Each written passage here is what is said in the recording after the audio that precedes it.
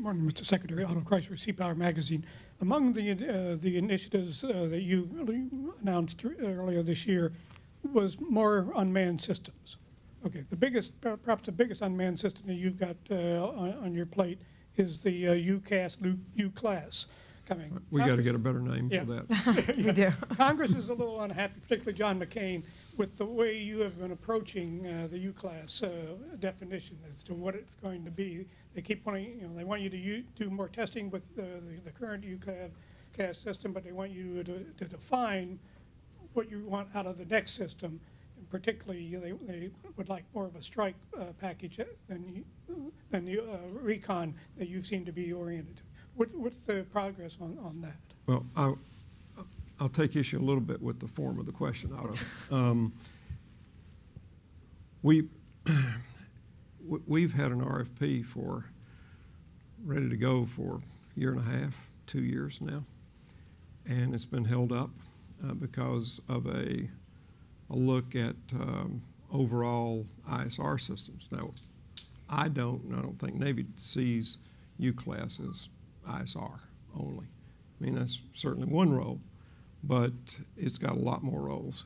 And one of the reasons we'd like to go ahead and get the RFP out is that we'd like to find out what's available out there in industry. We've put certain key parameters in terms of endurance, in terms of stealth, in terms of payload. But we don't know what industry, how far they can go in these. And payload is obviously strike. The way I've always seen Uclass is as a bridge between where we are today and a full-up, not just strike UAV, but autonomous strike UAV in contested areas. I mean, what Uclass would be is it will have strike capability, but it will be in less contested areas, and it probably wouldn't be autonomous. But I think we're going toward, I said in that same talk that you're mentioning that I thought the F-35, as much as we wanted it, as much as we needed it, would almost certainly be the last manned strike fighter aircraft we ever bought.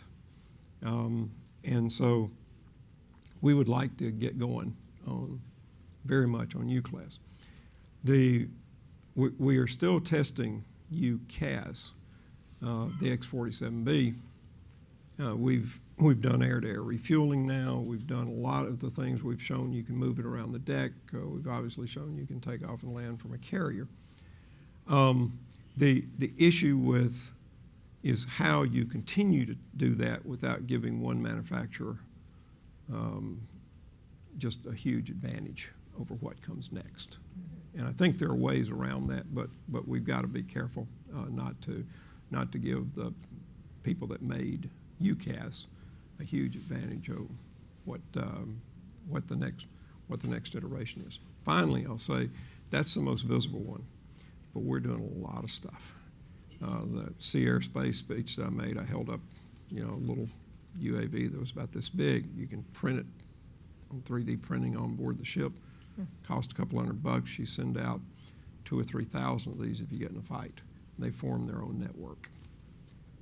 I think you're beginning to see things like that. You're beginning to see swarming unmanned surface platforms out there. You're beginning to see big advances in unmanned underwater stuff. That's the future. That's the future of warfare. And as I've said before, the good news is it's relatively cheap and pretty easy to do.